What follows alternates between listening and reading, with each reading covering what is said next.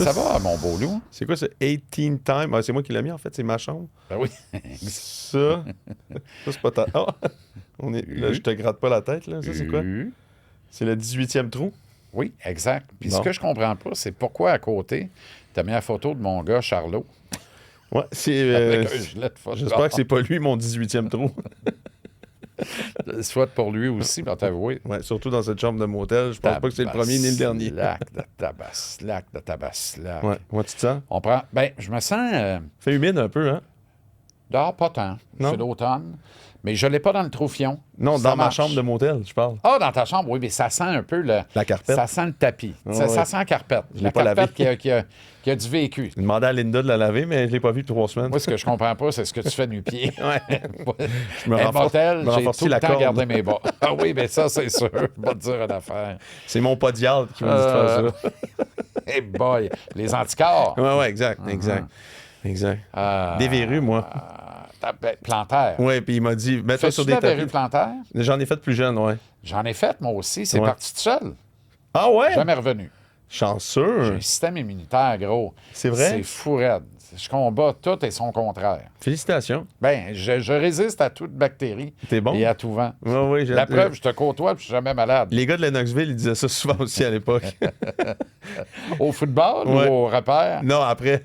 Après la game. Ah oui. Ouais, ils Au disaient- Lions Pub. ouais, ils faisaient leur propre savon, en fait, là-bas. Puis ils disaient qu'à cause de ce savon-là, ils pognaient jamais rien. Qu'est-ce qu'il y avait dans ce savon-là? Il y a des choses de Lennoxville. Et d'ailleurs, il parle de revenir dans la conférence Québec, Bishop. Ouais, j'ai entendu ça aussi. Pourquoi? Ben, Je ça leur comprends pas coûte parce que vraiment cher, l'alumni a mis tellement d'argent Ouais, pour qu'il puisse prendre l'avion puis aller gagner des games dans les Ouais. maritimes. ouais. Je- Je sais pas, tu sais, moi, ce qui me stresse beaucoup de la conférence Québec, là, c'est pas que Laval et Montréal quittent, c'est que les autres quittent. À un moment donné, tu sais, c'est comme... Sherbrooke. Ben, que, tu sais, tout le monde fasse comme, peut-être, là, tu parles de Bishop qui reviennent, mais l'inverse se peut aussi, tu sais, Ouais. où Sherbrooke quitte, McGill Ouais. quitte, tout le monde quitte, en fait, en disant, écoute, nous, on n'est plus capable de tenir, tu sais, on n'est plus capable de suivre le rythme, on va aller jouer ailleurs. C'est pas, Moi, c'est pas le bon moment pour parler de ça cet automne, mais il faut le faire pareil. Non, c'est important. Parce que ça a été un gros sujet. Là, ça l'est moins parce que la conférence a l'air plus équilibrée. Mhm. Mais est-ce que t'as pas. Est-ce que ceci explique cela? Est-ce que Montréal et Laval se disent si on veut pas se pogner un contre l'autre 8 fois par année, Ouais. faut peut-être faire attention aux petits frères des pauvres un peu. là. Ben, c'est ça que je te dis. Je pense que pour vrai, le plus gros risque là-dedans, c'est pas que Laval-Montréal soit tanné de se taper dessus, c'est que les autres soient tannés de se faire perdre de l'argent taper ou de se faire taper dessus. Parce que si Montréal-Laval veulent quitter la RSEQ, ça va être long. Hein? Même c'est tellement long là, que je te dirais que ça fait sûrement 15 ans que Laval pose des questions à savoir on pourrait-tu faire autre chose que se taper dessus ici? Pour vrai, là. Tu sais, dans les coulisses, là. C'est vrai qu'ils ont même exploré l'option de transformer ça en 4 essais et de jouer dans le nord-est américain. Pas sûr qu'ils sont allés bien loin avec ça, mais toutes les possibilités étaient sur la table à un moment donné parce que Simon Fraser l'avait fait sur la côte ouest. Il était allé dans la NCAA, puis là, Laval se posait des questions par rapport à ça. Puis on s'entend que dans la NCAA, c'est pas juste le talent, hein, c'est les ressources, mais il faut que tout soit d'un niveau, par exemple, d'où tu atterris. Est-ce que tu as un stade de 20 000 places? Est-ce que tu as des installations pour ton basket aussi? Est-ce que tu sais, tout ça. Exact. Bon, Laval a coché toutes les cases là, récemment vrai. de plein de ces domaines-là. Oui. Mais je pense que ce processus-là serait beaucoup plus long. J'ai l'impression, en fait, que si Sherbrooke, Bishop et McGill et Concordia veulent quitter, ça va se faire vite. Tu sais, ça va se faire un peu en voleur. Ouais. Tu sais, on s'en va, nous autres. C'est pas mal plus vite de t'en aller que de bâtir quelque Ouais. chose. C'est pas mal plus facile déconstruire quelque chose que le Ouais. construire. Puis moi, c'est ça. Puis j'ai eu une discussion là-dessus avec quelques personnes quand même haut placées dans le milieu du football au Québec. Il y a eu des discussions quand même, apparemment, certaines rumeurs dans les dernières années qui parleraient, par exemple, des Sherbrooke, qui regardaient un peu en se disant « Hey, qu'est-ce qu'on fait, là, nous Il y a un autres? là? mouvement là-bas. Là. Il y a un C'est mouvement compliqué. là-bas qui s'appelle Sherbrooke en Atlantique. Mhm. C'est ça que ça dit. Là. Il y a même des partisans qui crient ça quand Sherbrooke mange une volée à domicile. là. T'entends des partisans qui beuglent Sherbrooke en Atlantique! Ah, ça, je sais pas au Sherbrooke courant. en Atlantique! Ouais. C'est élevé, là. Puis Ouais, là, ouais. la chicane pogne dans les estrades parce qu'il y en a parce qui disent fermez vos gueules! Ouais, mais parce que ça a l'air plus le fun presque d'être à Bishop en ce moment, tu sais, d'une certaine façon que de Sherbrooke. Puis Sherbrooke a des difficultés aussi au niveau de la structure avec l'école. Tu sais, par exemple, il y a tellement de jeunes qui sont en ingénierie, on leur manquera pas de respect en disant que c'est une mauvaise affaire d'être en ingénierie. C'est juste que, par exemple, l'école veut être sûre d'avoir le plus d'élèves, veut être plus de faire ci, donc ils mettent les cours à 4 heures l'après-midi. Mais ils bougent pas le cours de là à 4 heures. Fait que là, tu rates ta pratique. Fait que des fois, à Sherbrooke, moi, de ce que je comprenais, c'est qu'il y avait la moitié de l'équipe qui manquait la journée 2 de pratique de la semaine. C'est un cours de génie. Comment tu fais pour compétitionner? Tu sais, c'était pour les... Donc, ça, c'est difficile. Donc, la rigidité de l'école, c'est difficile d'être dans un niveau qui est si relevé, qui est si compétitif. Pourquoi aller taper ça quand tu peux faire ça? Puis en plus, ça te coûte très, très cher de ressources. Moi, j'ai l'impression que si, à un moment donné, ce qui me fait peur, c'est que si Montréal et Laval ne regardent pas de l'avant puis ne sont pas les plus agressifs à quitter cette conférence-là, et peut-être à pas la quitter, mais à dire « Hey, ça serait le fun qu'on fasse une division 1. Hey, ça serait le fun qu'on se rencontre avec l'Ontario. » Tu sais, d'être vraiment très proactif. Ouais. J'ai l'impression qu'à un moment donné, ça va leur péter d'en face, qu'une, deux équipes vont sauter en même temps parce qu'ils vont se parler, ils vont aller jouer ailleurs, puis là, gros gens comme devant, t'es prêt avec tes affaires, tu sais. Est-ce que le problème de ça, c'est pas l'immobilisme de la CIS, l'immobilisme du Conseil canadien du sport universitaire? Qu'est-ce que cette ligue-là attend pour former une vraie Ligue A, une vraie première division canadienne, qu'elle soit de 6 équipes, idéalement 8 tant qu'à moi. Sinon, t'en auras 6. C'est 2 dans l'Ouest, 2 en Ontario, 2 au Québec. Puis bingo! Une conférence Division 1, ça sort Montréal et Laval de la strophe. Ça permet quand même aux Carabins d'affronter McGill une fois par année, aux Rouge et Or d'affronter Concordia une fois par année. Tu peux permettre ça. Au même titre qu'actuellement, même si Bishop joue dans les Maritimes, il n'y a aucune raison qu'il n'y ait pas un home and home entre Bishop et Sherbrooke. Oh, tout est une question de coût. Un out-of-conference game. Ben oui, permets-le. Voyons. Permets-le.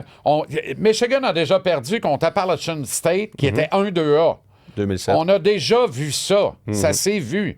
Pourquoi ça ne se verrait pas? Pourquoi tu ne verrais pas ça? Au soccer, peut-être le sport le plus intellectuellement avancé sur la planète au niveau de la réglementation, d'une certaine souplesse, de comment on veut que ce soit structuré et organisé, ben, tu peux jouer en championnat canadien contre un club de CPL. Puis ça se peut que tu perdes aussi. Le CF l'a démontré cette année. Ben en fait, je pense que la question que tu poses là est très large. Puis je veux pas perdre les pédales non plus dans ma réponse, mais je vais commencer par exemple par, il y a quelques années, là, quand Beauce avait été suspendu. Il avait suspendu plusieurs joueurs avec Marc Loranger pour avoir saccagé le bol d'or. Te rappelles-tu cette histoire-là? Au collégial. Ils avaient comme brûlé le bol d'or. Il y avait des affaires sur Snapchat. Ça s'était su. Oui, tout à fait. Qu'est-ce que la RSEQ... Ça fait pas si longtemps que ça. Ça fait 2 ans, je pense. Oui. Bon. Moi, là-dedans, j'avais creusé parce que la réponse du RSEQ là, voulait bannir la base, voulait suspendre les joueurs à vie, voulait faire... Et j'étais là. Hey, êtes-vous au courant qu'on pète la Coupe Vanier à chaque année à Laval? Le trophée est profané à chaque année. Êtes-vous au courant que, tu sais, il y a des affaires épouvantables qui se sont faites partout? Je veux dire, c'est across the board, c'est comme une légende, c'est standard de faire ça. Demande-moi pas pourquoi, là, moi, je l'ai jamais profané, mais regarde, ça se faisait. Mais quand j'ai vu le board du RSEQ, le board of directors du RSEQ, c'est tous des sous-ministres, puis des anciens politiciens, puis là, j'étais comme, qu'est-ce qu'ils font là? C'est comme, qui ce monde-là? C'est-tu comme une affaire que tu mets dans ton portfolio pour rehausser un petit peu ton LinkedIn comme politicien ou comme... Je fais partie du board of directors du RSEQ, par exemple. Je suis comme, qu'est-ce qu'ils font là? T'sais, c'est pas des gestionnaires de sport. T'as des directeurs là-dedans de genre cégep, de programmes de sport. Certes, t'en as. Mais le boss, par exemple, c'est un ancien politicien. Là. Je me rappelle plus de son nom.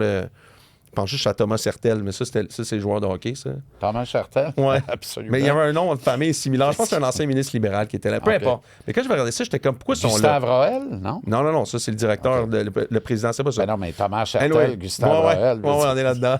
Que j'appelle toujours Ruel, d'ailleurs, je m'excuse, Gustave. À toutes les fois que je sors de là, je l'ai appelé Ruel. C'est rien, il y a aussi Jean-Charles Méfait. Ah, ben oui. Ben oui, qui l'eût cru? Ah oui, exact. Un méfait de plus ou un méfait de moins. Mais en fait, je pense qu'il y a ça, qu'il y a un petit peu de, je veux pas dire de manque de professionnalisme à ce côté-là, mais manque d'expérience, en tout cas, de gestionnaire de sport. Puis après ça, tu peux prendre la NCAA, par exemple. Tu sais, moi, quand j'étais à Rice, j'étudiais en sports management. Il n'y a pas beaucoup de sports management au Canada. Hein? Il n'y a pas beaucoup de monde qui étudie dans la business du sport. Puis qu'est-ce qu'on n'arrête pas de dire de la NCAA? Ben, ça prend un boss de la NCAA. Ça prend un CEO de la NCAA. Ouais. Ça peut pas être juste comme 18 personnes dans un OSBL qui se rencontrent 3 fois par année puis qui discutent et ça passe au vote, puis t'as la moitié qui sont pour, puis t'as la moitié qui sont... Non, tu sais, ça prend un CEO. Ça prendrait un CEO du U-Sports. Ça prendrait un CEO avec un pouvoir ultime du RSEQ parce que Gustave, il n'y a aucun pouvoir au Québec ou à peu près dans quelques notions. Tu sais, là, Gustave, qu'est-ce que vous allez faire avec les changements de règlement de la CFL? Ah, ça va aller à Football Québec puis Football Canada. Football Québec puis Football Canada, c'est des fonctionnaires que la plupart du temps n'ont pas étudié là-dedans. Puis je veux dire, c'est pas des gestionnaires proactifs de sport qui veulent faire de l'argent. Fait que c'est sûr qu'à ce niveau-là, tu as plein de degrés que moi, je pense que c'est une conversation large.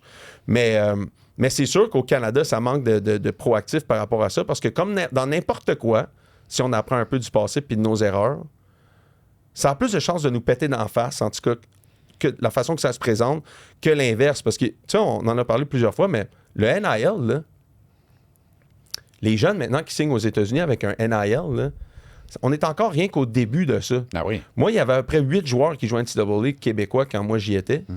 Là, il y en a 85 au football. Je t'ai pas parlé du baseball. Parce que le baseball, l'ABC, là, il y en a plus à peu près qui sont bons, qui sont là-bas, parce qu'ils sont tous à Tennessee, puis ils sont là-bas, puis ils font... Exact. J'avais un chansante l'année passée. Stage, mais ils fabriquent pour l'autre bord. Donc, exact. Donc, le talent s'en va. Puis là, Tennessee, moi, j'entends Tennessee Volunteers signe un Québécois chansante 150 000 US par année au baseball.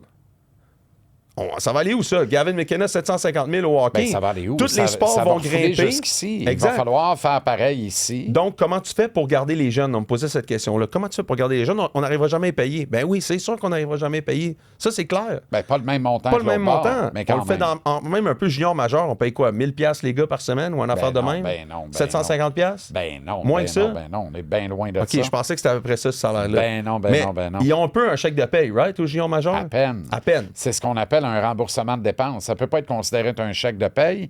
Parce que si c'est un chèque de paye, tu es payé à l'heure. Si tu es payé à l'heure, il ferait 2$ de l'heure. Ah, ouais, c'est ça, exact. Il y a bien du monde qui sont dans cette catégorie-là. Ben oui. Mais dans le sens que, tu sais, oui, offrir dans les au pays moins... sous-développés. Ben, ici aussi. Là. Mais dans le sens que, tu sais, offrir, par exemple, une division 1 across the board canadienne, exact. Là, ça peut devenir intéressant quand même, parce que pour le jeune, il n'est pas payé, mais là, son pays, la place où il est, démontre vraiment un intérêt à le développer grandissant. Ben, c'est parce que là, c'est ta passion de la game au point d'en faire une carrière. Ouais. Parce que tu as beau y aller l'autre bord, puis le rêve américain, c'est quoi tes réelles chances de percer dans la Never Fail League? À ça, il faut que tu aies un agent, des parents, il faut que tu aies une tête sur les épaules, on présume que tu l'as, tu es dans le réseau universitaire, tu es capable de réfléchir puis de dire... Moi, je peux faire une super carrière dans la CFL.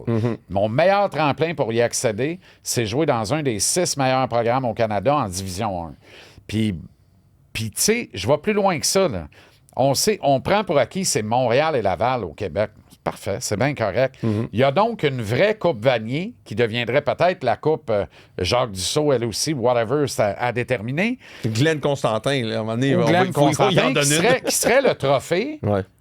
De la Division 2, que se disputeraient McGill, Concordia, Sherbrooke et Bishop, et peut-être Trois-Rivières qui joindraient le mouvement dans un concept comme celui-là, ce qu'ils refusent de faire là en disant on n'ira pas. Sherbrooke se fait taper à gueule, qu'est-ce qui va nous arriver, nous autres? Tu comprends? Ça va être encore pire, on va affaiblir tout le monde.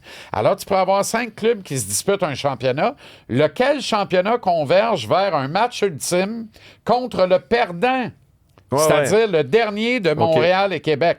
Fait que Montréal, tu perds contre Laval cette année. Laval continue, avance vers la finale nationale.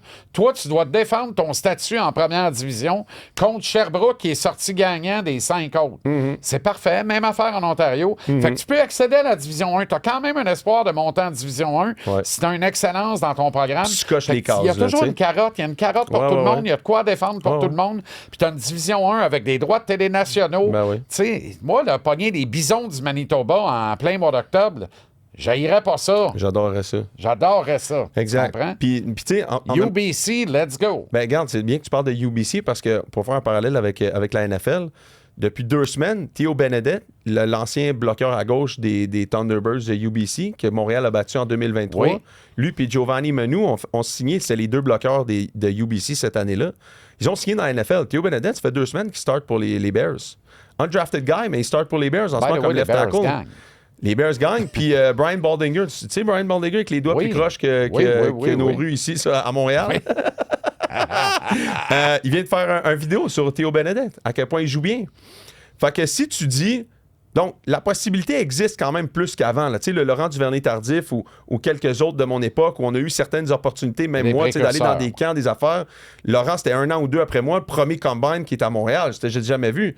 Mais Théo puis Giovanni en ont eu un aussi à UBC, juste pour eux autres. Ils ont loué le BC Place, ils ont fait un combine. Donc, si ça, tu ramènes une division 1 au Canada puis tu essaies de faire... Ça peut devenir attrayant. Ouais. Tu n'as pas besoin de payer les gars. Tu as juste un peu plus de vitrine. Tu leur démontres en fait que tu veux leur offrir plus de compétition, tu veux rendre ça un peu plus accessible. Ouais, mais en même temps, là, le programme de l'Université Laval aurait, mettons, 2,5 millions par année en bourse ou en salaire à offrir. Le programme ferait de l'argent pareil, là. Ouais, c'est un programme qui est hyper rentable, là. Alors, tu pourrais entrer dans la danse d'une certaine façon et dire un quart arrière étoile, un Arnaud Desjardins pour jouer une 5e saison dans le programme à Laval. Viens-t'en. Va faire 150 000 Canadiens.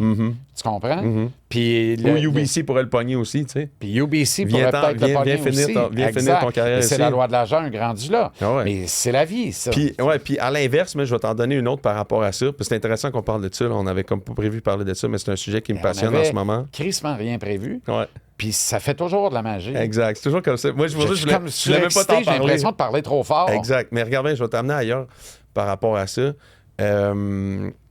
Voyons, qu'est-ce que j'allais dire? Je me suis loupé dans mes idées. Ah, j'ai oublié ce que je voulais dire. Pas une autre commotion. Ouais. Non, mais tu voulais m'amener ailleurs parce que tu as dit que c'était intéressant de parler de ça. Puis on parlait du fric, puis de piquer dans les autres programmes. Puis UBC qui dit Arnaud, viens-t'en, viens finir à BC. Ça te nom? Non, ça me revient plus. Donc, tu voulais m'amener ailleurs. Donc, ça n'avait rien à voir avec ce qu'on venait de dire. Non, ça va me revenir. Donc, tu avais raison. Ah oui, OK, je viens de me revenir. Donc, en fait, ce que tu as vu depuis, ce qui est bien intéressant, c'est que tu sais, au Québec, on essaie de... En terminant. Oui, en terminant. Au Québec, dans le sport, comme dans plein de choses, on aime beaucoup l'aspect public, tu sais. Puis des fois, on est engorgé dans l'espèce de bureaucratie qui implique le public, OK? Tu sais, par exemple, la grande force de Laval, c'était que c'était un partenariat privé-public. Il y en a qui diraient que c'était la tricherie, tu sais, parce que le privé aidait le public, puis il y avait comme là-dedans que les autres ne jouissaient pas, OK? Moi, je dirais... Il y a une espèce de fantasme du RSEQ de tout le monde d'enlever le privé de Laval depuis plusieurs années pour stabiliser toute la patente. Okay? Quelle erreur. Mais il faut faire bien attention avec ça parce que quand on parle d'une division 1, là, je vais donner un autre exemple. Moi, je mettrais du privé dans toutes ces équipes-là. Tu veux aller en division 1, ça te prend des investisseurs privés. Puis si tu n'en as pas, tu ne peux pas y aller. Exact. Pourquoi? Parce que quand tu regardes ce qui se passe au sud de la frontière dans le sport, la NFL est toujours précurseur de ces affaires-là. La NFL vient de rentrer du private equity dans tout le ownership de la Ligue. Il n'y a aucune raison que le Québec, on va à l'inverse pendant que la Ligue professionnelle en bas nous fait l'envers. Ça prend du privé dans le sport, puis si tu n'en as pas, tu ne peux pas rentrer. Exactement. C'est complètement l'inverse de ce qu'on fait en ce moment. Moi, je dirais, pèse sa machine comme le Titanic, là. Pèse sur le break, reverse en arrière. Puis on dit, call brasse tout le monde, on oublie ça. C'est ça. Puis au lieu de jalouser Laval, puis dire, vous devez mettre fin à ça, fais pareil. Ouais. Genre, quand Robert Panay-Raymond à Montréal donne 250 000 de ses avoirs personnels, on emboîte le pas vers ça. Panay-Raymond, appelle tes chums. Puis on veut que vous scorez 50% du partenariat de l'équipe ici. Puis même affaire de l'autre bord partout. Puis la CIS, gouvernez-vous, gérez-vous. On veut une division 1. Mais si le privé rentre là-dedans, tu n'as peut-être pas besoin d'un CEO. Mais tu as peut-être un comité, un board of directors avec 8 gars de business qui vont pouvoir se parler. Qui savent de quoi ils parlent, effectivement. OK, hey, prends soin de moi. Ça fait un plaisir. Fun. Salut, hein? Plaisir partagé. Charlot, salut. Ciao. Salut. Bonsoir.